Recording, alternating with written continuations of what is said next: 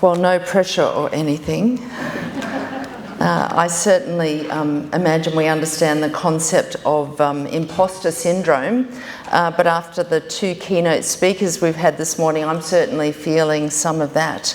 I'm neither an academic or a professional speaker, so but I can at least promise some disruption and discomfort during this session. Because as a woman who's led in a wide variety of contexts across a lifetime, including, as introduced, the military, the local church, faith-based for-purpose organisations, and now as CEO of Baptist World Aid Australia, I'm often asked about women in leadership, but the questions are usually in the context of women not leading or not leading equally.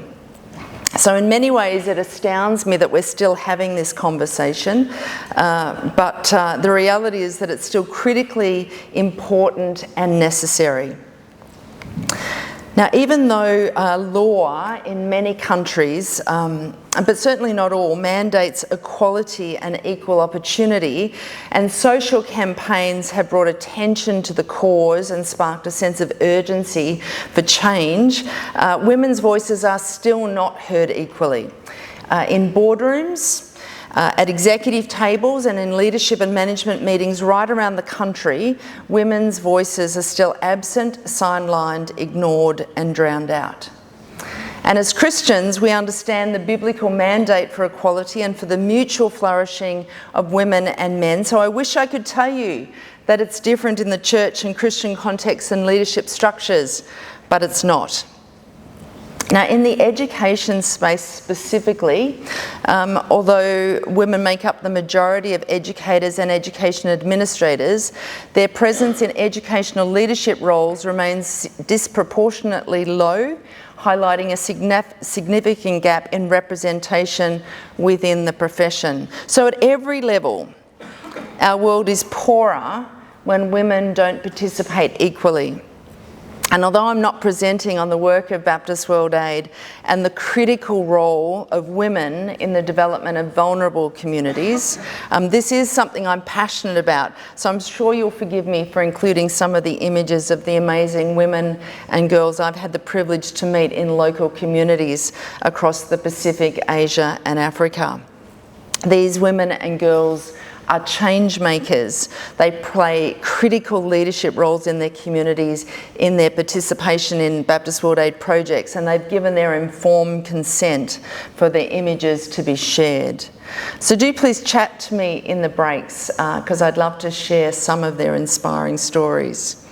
It is important to acknowledge that developing countries that are discriminatory towards girls and women have not reached any of their Millennium Development Goals. In fact, they lag a long way behind.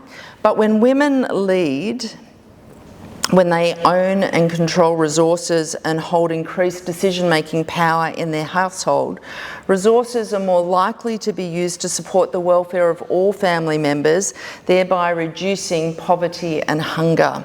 Having a say over the use of their own resources, including their own time and labour, has a huge impact. When women lead and participate economically, their ownership and control of productive assets speeds up development, helps overcome poverty, reduces inequalities and improves children's nutrition, health and school attendance. And when women lead equally alongside their intimate partners in the home and family environment, they're much less likely to have their physical security compromised by gender abuse or domestic violence, and it increases their access to health services and their ability to negotiate safe motherhood.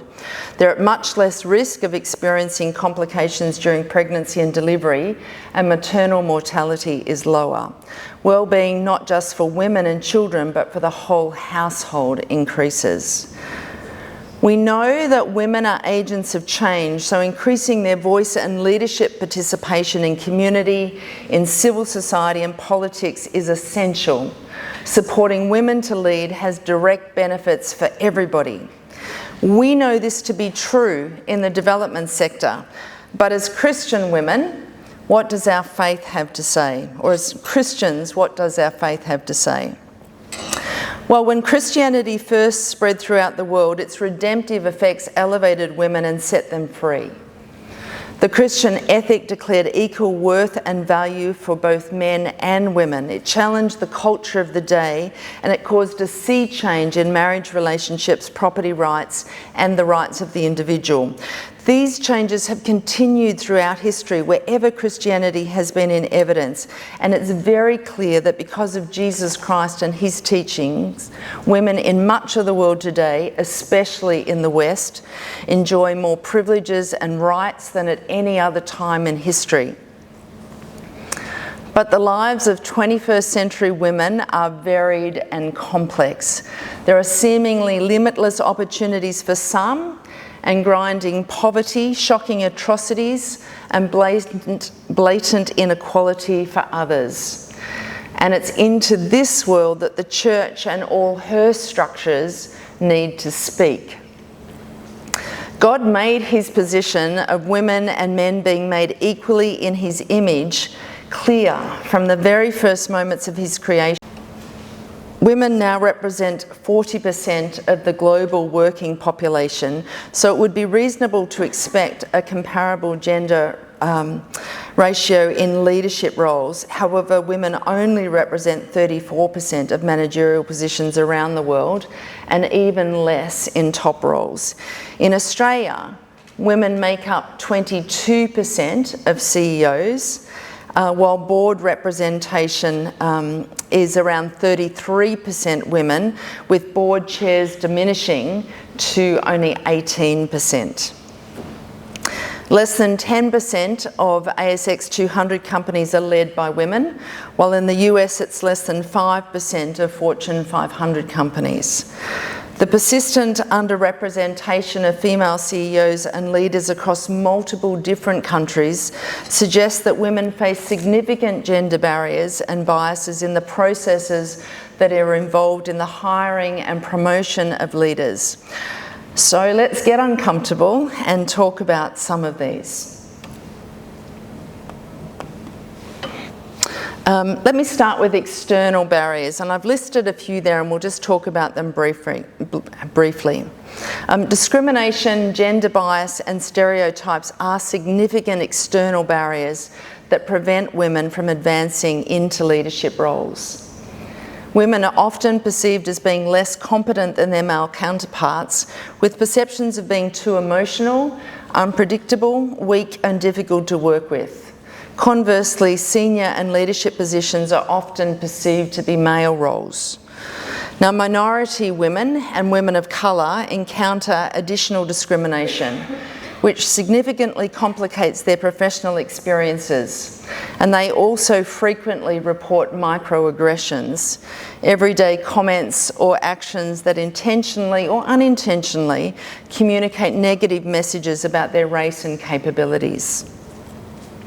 I'm sure you don't need me to tell you that religious beliefs, including Christian beliefs, and cultural norms are deeply intertwined, often reinforcing patriarchal structures that hinders women's progress into leadership roles. The hostility of religious and cultural norms can be intense and provide a significant deterrent for women seeking to break free of these constraints.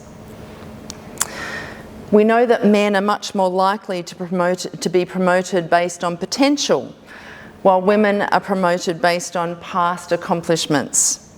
Additionally, the presence of a boys' network is an additional barrier where men support each other in career advancement, often at the expense of women. The issue of equal opportunities for aspiring female leaders is significant, and despite expectations of fair and gender-sensitive practices, deliberate efforts to ensure gender equality are often lacking or merely given lip service. Inflexible workplaces and a lack of access to childcare means that there are less opportunities for women to participate at manager and executive levels, noting that women are still the majority providers of childcare and of household chores, even if they are working full-time. And although flexibility in workplaces has increased in our post-COVID world, education is one of the sectors with the least take-up of flexibility for obvious reasons around school hours. There's a lack of female role models, mentors and sponsors, all of which are invaluable for career progression, and a lack of spaces for women to build and practice their skills. And we've already mentioned the dominance of males in leadership networks. But on top of these external barriers, there are also significant internal barriers that are rarely discussed and often underplayed. These are the barriers that women frequently impose on themselves, and of course I'm going to be generalising here, but the qualitative research is clear about these factors. Women lack self-confidence. We're fearful of not being liked, of making the wrong choice, of attracting negative attention, of overreaching, being judged, and a failure. And then there's the holy trinity of fear that is particularly persuasive in the Christian world. The fear of being a bad mother, wife, and daughter. We need to ask ourselves, what would we do if we weren't afraid? The reality is that women tend not to raise their hands or only do so compliantly. And when there are opportunities, women tend to pull back rather than lean in. We do lack confidence to be in the room and at the table, and we even believe we're unworthy to be there as an equal participant. We frequently underestimate ourselves and our capacity, and we judge our performance as worse than it is, while men tend to judge themselves better. One of my deep regrets in my own leadership journey, and especially in church leadership, is that I didn't understand that women wouldn't necessarily follow my example. For some, it actually gave them permission to step back, and for them it was a matter of, phew, she's got this, therefore I don't have to. And as disappointed as I am when women make this choice, I do understand it's tough in a male-dominated world. Women also frequently internalise negative messages that it's wrong to be outspoken, aggressive, or more powerful than men. Early on in my leadership journey, again in the church environment, I was aware that there was an older pastor that I was leading alongside who clearly had a problem with me, and eventually I was just quite upfront with him, as I tend to be, and said, you know, what is the problem? What have I done? What can I do about it? And he said, I just don't like strong women. It took me years to move past that statement. I spent many, many years working out how not to be as strong as I was perceived to be. Now, more recently, just in the last year, in fact, a colleague made a Facebook post about me, which I'd been speaking at something, and she declared me to be powerful, generous, and kind. And I confess that the powerful aspect of this made me feel really uncomfortable, although I was very happy with generous and kind. Perhaps due to our more emphatic, empathetic natures, women tend to be less comfortable with conflict. We've got lower expectations of what we can achieve. Professional ambition is expected of men, but is optional and sometimes even a negative for women. She is very ambitious is not a compliment. And aggressive women violate unwritten rules about acceptable social conduct. And while men are applauded for being ambitious, powerful, and successful, women who display the same traits often pay a social penalty. Women who lead are often called bossy, but it's not a term I've ever heard to describe a man in leadership roles. Most leadership positions are held by men, so women don't expect to achieve them. Men routinely apply for jobs that they're underqualified for, and they overrepresent their skills and experience, while women assess themselves more harshly and don't apply if they don't meet all of the criteria. And women compromise their career goals to make room for partners and children who may not even exist yet. And there is still societal pressure for women to keep an eye on marriage and childbearing from a young age, even in the secular world. And shockingly, time out raising children is not considered relevant experience for advancement. But the assumption for men is that they can have both a successful professional life and a fulfilling personal life, including marriage and children. In fact, it's never even questioned. Just last week in a Next Gen Leadership Summit, I was asked a question by a young female leader: is it possible to have it all? And my first response was to ask if any man had ever actually been asked this same question. For many women, the assumption is that trying to have both a significant career alongside a family is too difficult. But the data actually shows that children, parents and marriages can all flourish when both parents have full careers. Sharing financial and childcare responsibility leads to less guilty mums and more involved dads. Research shows that women who participate in multiple roles have lower anxiety levels and higher levels of mental well-being. And employed women reap many rewards, including greater financial security, more stable marriages, better health, and in general, increased life satisfaction. But the research also makes us aware of both conscious and unconscious biases towards this, though. Now, some of the best feminine qualities are things like insightfulness, seriousness, purposefulness, and empathy. But these are often perceived as negatives in the workplace, particularly so the more senior the position. And then there are the conscious biases, what men see and are prepared to exploit. And again, I'm generalising, so please don't feel the need to be offended personally, unless in fact you recognise yourself as holding some of these biases. Men are aware that women have a hard time making themselves heard, and they have a negative perception of women in management or leadership roles in particular. We're either too quiet or too tentative, or we talk too much. They also tend to think that women are too emotional. Women may even think this way about themselves, not necessarily because it's true, but because this is what they've been conditioned to believe as a result of societal perception. Both genders confuse empathy with emotion and equate quieter voices with a lack of strength or conviction.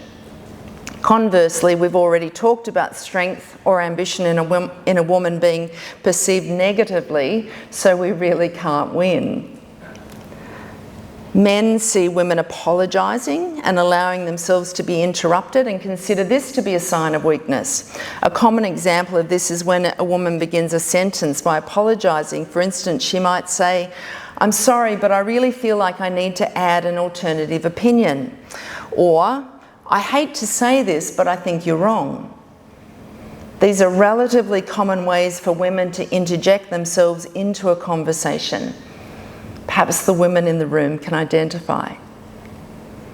Specifically in the education sector, societal perceptions of leadership as a male domain result in few women being considered for secondary principalships, particularly as nurturing roles are seen as more suitable for women.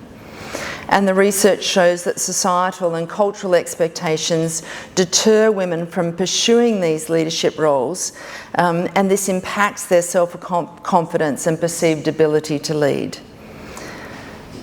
The reality is that patriarchal societal structures continue to push women into the background, making it difficult to break free from these constraints.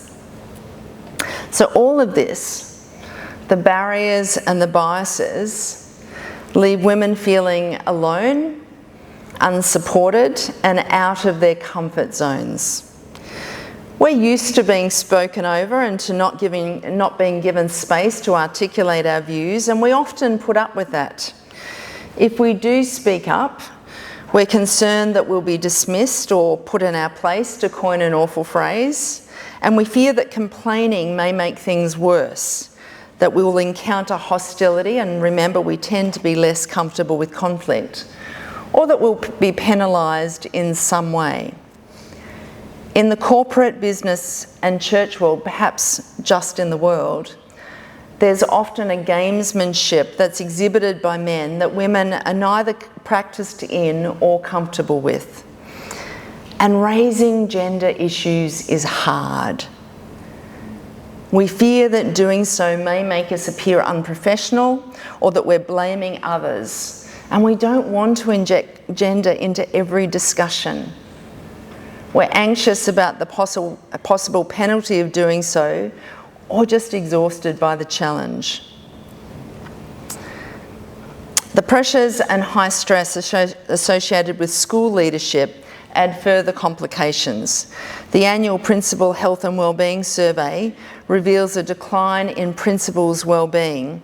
Measures of burnout, sleep disturbances and stress have all shown an upward trend, reflecting a significant deterioration in overall wellbeing. Notably, the survey has repeatedly shown that female school leaders experience higher rates of burnout than male school leaders. So it's clear that for female principals, work challenges are often magnified by societal expectations, those things that we've already mentioned, such as the pressure to balance professional and family responsibilities and those gender biases. It's a lot, isn't it? But I'm assuming that in this room we want to do something about it. So let's go there next. And I'm going to talk about what organisations can do, but also what women themselves can do. And when we get to that, don't turn off if you're one of the men in the room, because we really need you to understand, to encourage and champion our efforts. I've been almost entirely encouraged and championed by men, particularly in the latter years of my career in ministry. And space has been made for me by them. I wouldn't be serving in the way that I am today without men's consistent goodwill and support, and I'm very grateful for it and for them. So what can organisations do?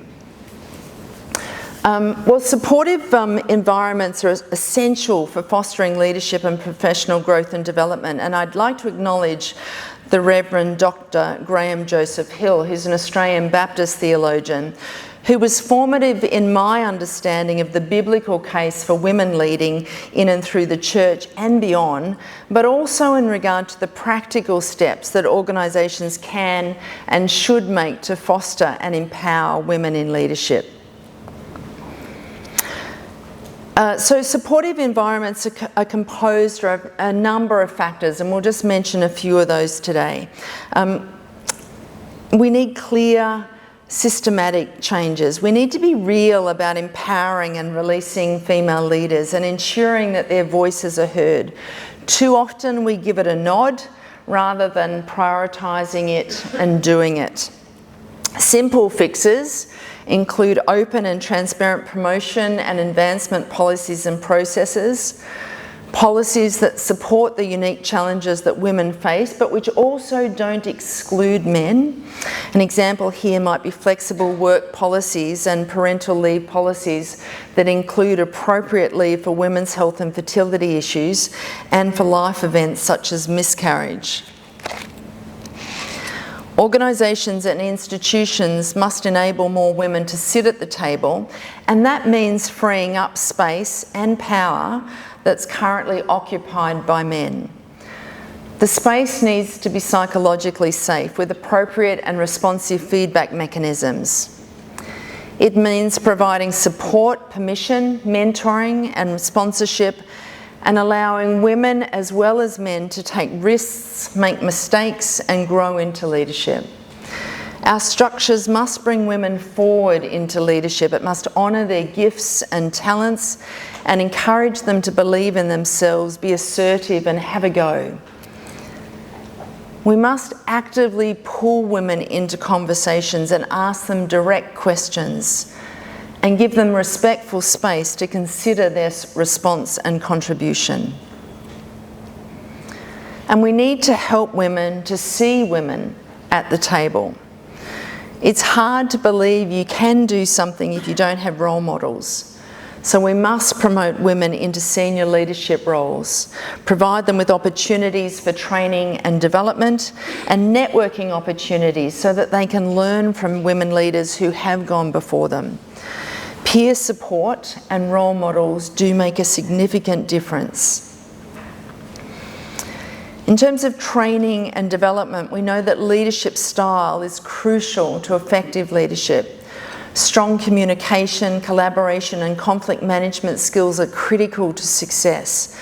And while women are often able to demonstrate a relational, nurturing and participatory leadership style in line with their tendencies toward empathy and respect, they may lack the necessarily public platform communication and strategic thinking skills that are usually associated with advancement and leadership success. Now, I confess that my natural inclination is to hold a vast amount of detail, and while I believe this often serves our organisation well, it can also mean that I'm so buried in the details that I fail to think big picture enough. Strategic thinking is a learnable skill though, and I have some tips about that shortly. We must recognise that the church, and by extension her structures, is one of the most male-dominated organisations on the planet. I believe we urgently need to address and change this before we become culturally irrelevant. And we must model and esteem real professional and personal relationships in every sphere of our life together. In churches, homes, school communities, workplaces, they all have to model equal partnerships between women and men. Now, I remember in church leadership there was a rule about me not being able to travel in the same car as my male colleagues. I complied at the time, but I worried about the message that this intentionally or unintentionally sent. My leadership partnerships have always been and will always be entirely professional. So I'm not entirely sure who wasn't to be trusted in this scenario. I know who was punished. I was in the separate car, and when we got to our destination, the men in the other car would have often have had the conversation and made the decision. We have to ask ourselves, what does real partnership look like? And lastly, we need to build cultures where women and men can equally succeed and flourish.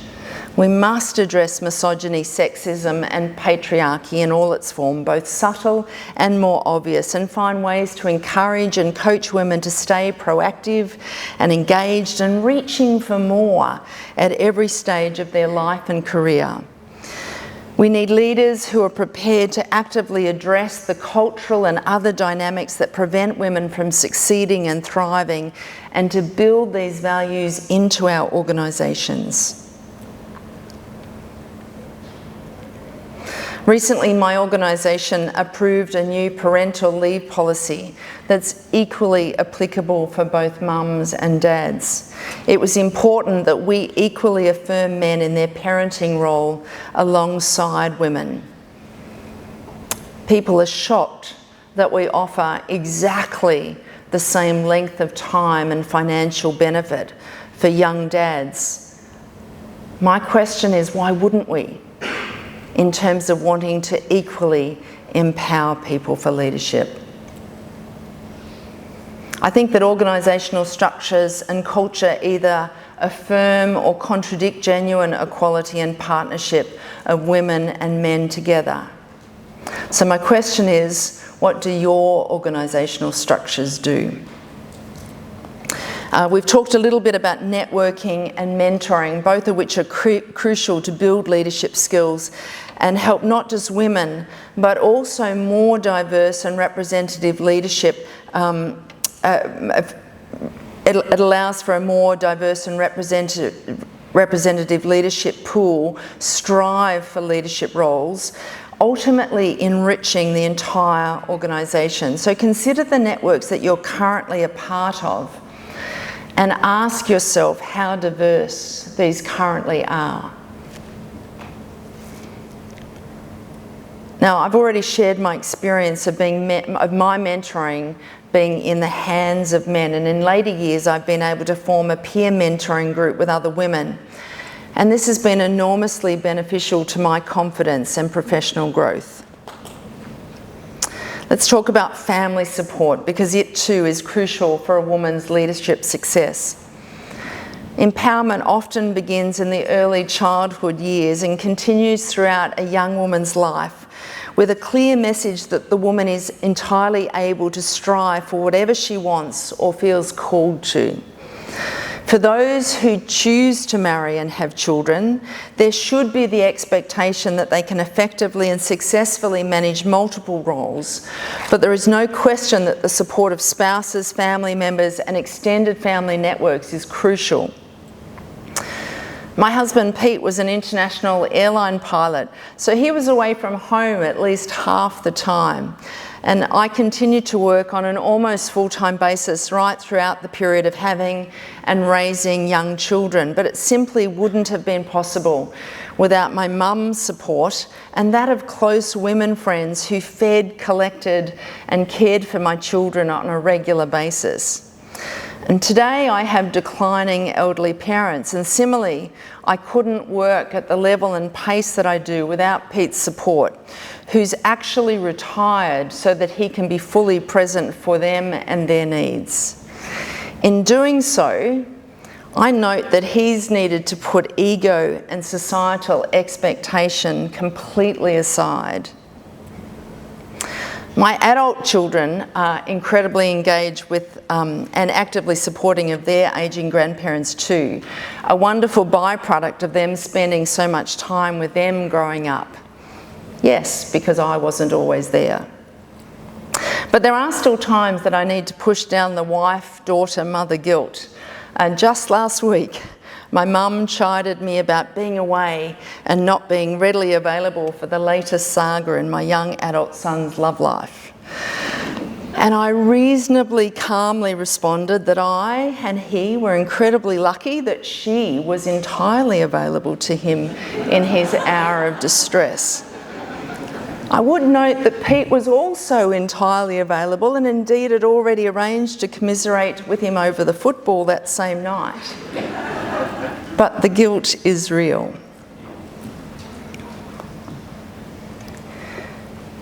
Individual and personal factors are crucial in determining the success of women in leadership roles. There's that word again, strong personal determination and motivation are critical, as are hard work, self-confidence, self-esteem, self-perceptions of competence, emotional regulation and resilience to overcome challenges and enable women to persist and achieve their goals. Now, so what can women do? Well, there are behaviours that every aspiring leader must practice. But given our context, I will speak directly about those things that may not come as easily to women as men, and indeed that we may have to deliberately cultivate. We need to step up. Visibility leads to more opportunities. Indeed, a common tactic for sidelining women is to make them invisible.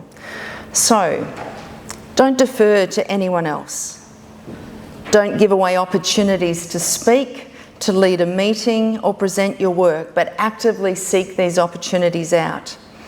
The more you do it, the more comfortable it will become. Your training wheels are holding you back. Embrace ambition. While ambition apart from God is a problem and can cause great damage, It's also true that God created us as his image bearers, and we need to be ambitious to live up to that. He made us creative and curious and to subdue and steward the earth. He created us to work and to delight in the beauty and industry that we can contribute. He gave each of us particular gifts. He's invested in us, and he expects a rightful return on his investment. Consider Jesus' ambition to do the will of him who sent me. That's about as ambitious as it gets. So using our gifts and graces to the very best of our abilities honours God. So a posture of ambition toward God is not just a good thing, but a righteous thing. And while this is true for both men and women, Christian women in particular may find the idea of ambition to be contrary to the primary cultural norms of building a home and family, nurturing children and others. Women are often sensitive and deep thinkers, which doesn't necessarily instantly translate automatically into being natural strategic thinkers.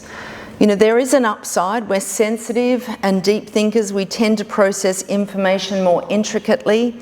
We see nuance. We're naturally conscientious. We're highly self-aware, reflective, and intuitive. But on the downside, while our brains can process a lot of different information at once, this can lead to worry.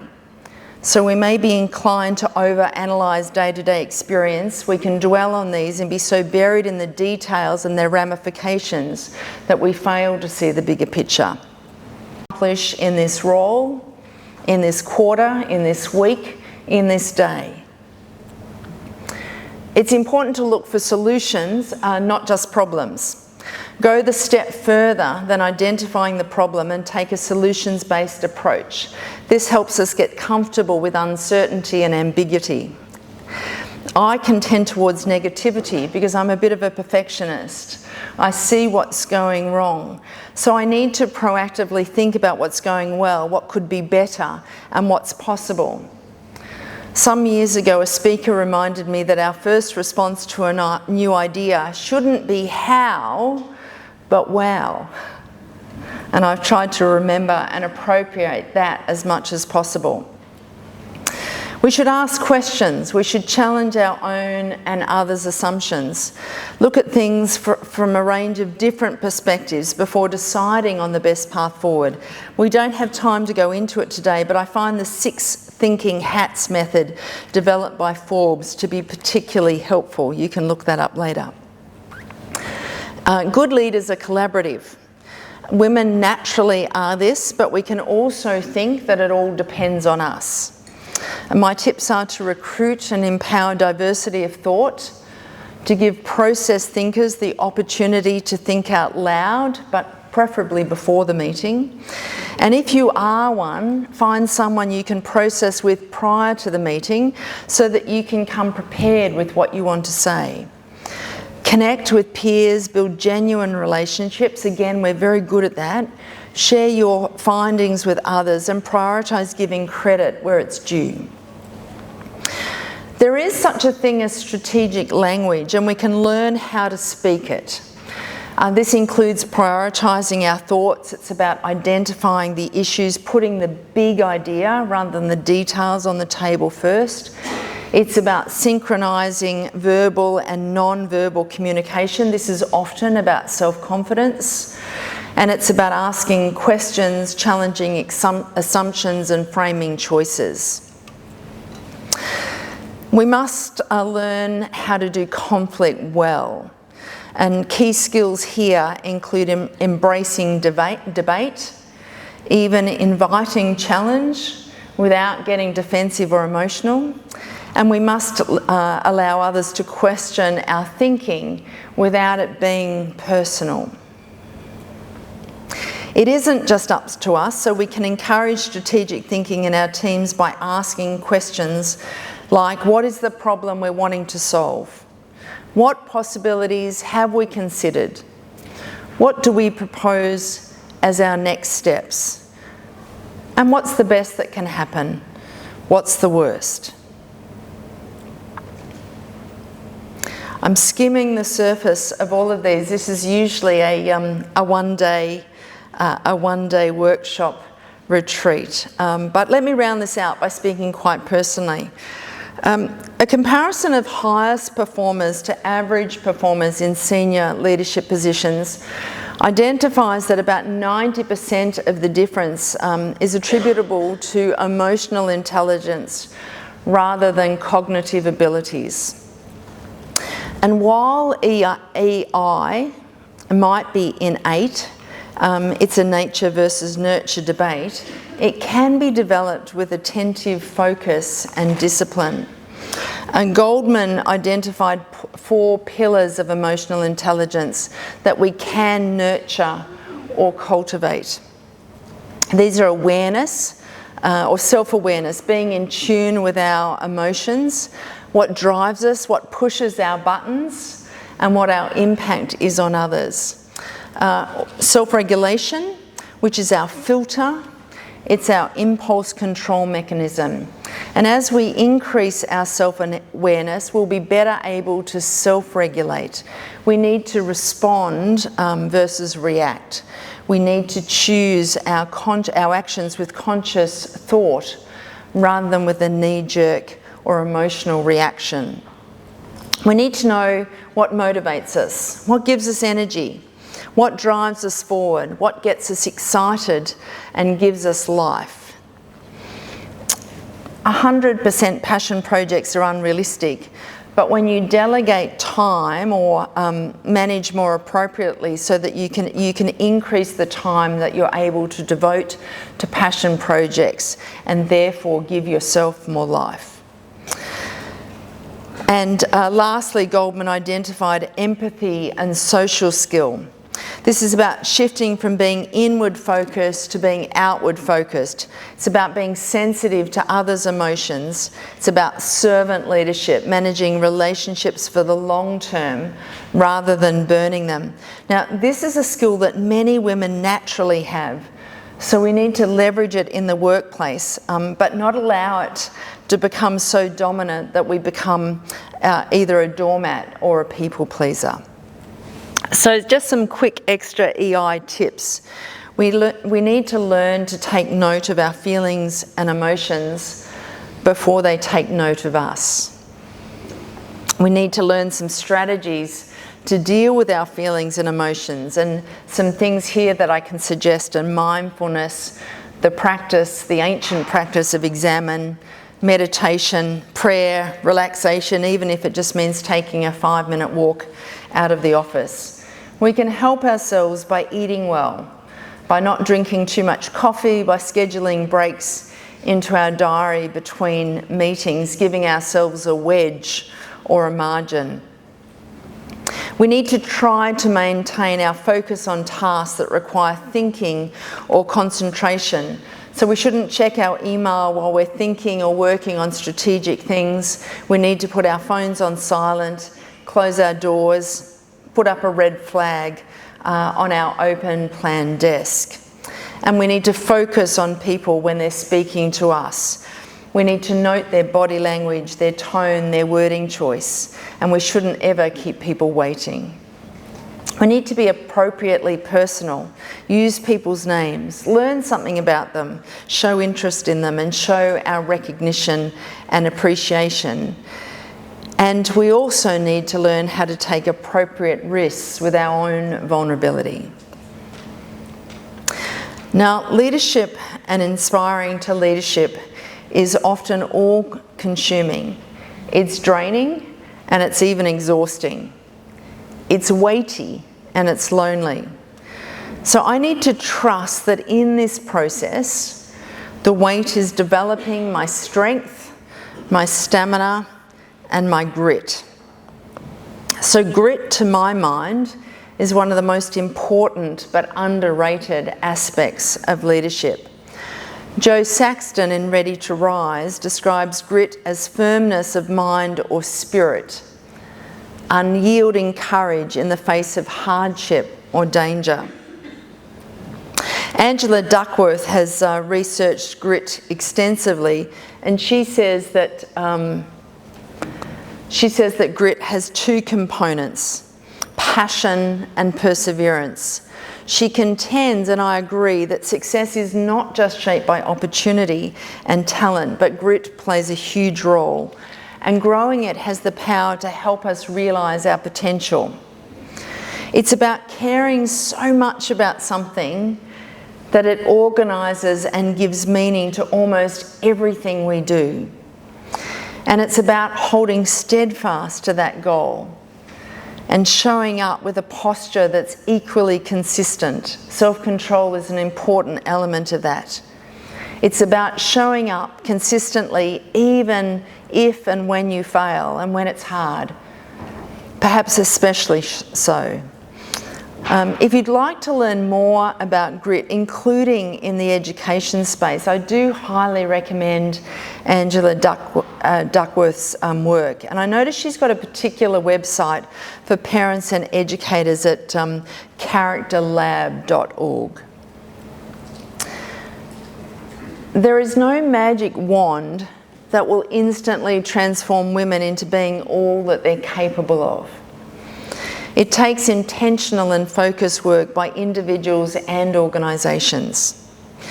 So let me finish with a few personal thoughts and an exhortation. Leadership and inspiring to leadership is tiring, sometimes even exhausting. Rest and margin are critical, and rather than feel guilty about this, we need to see it as a weapon.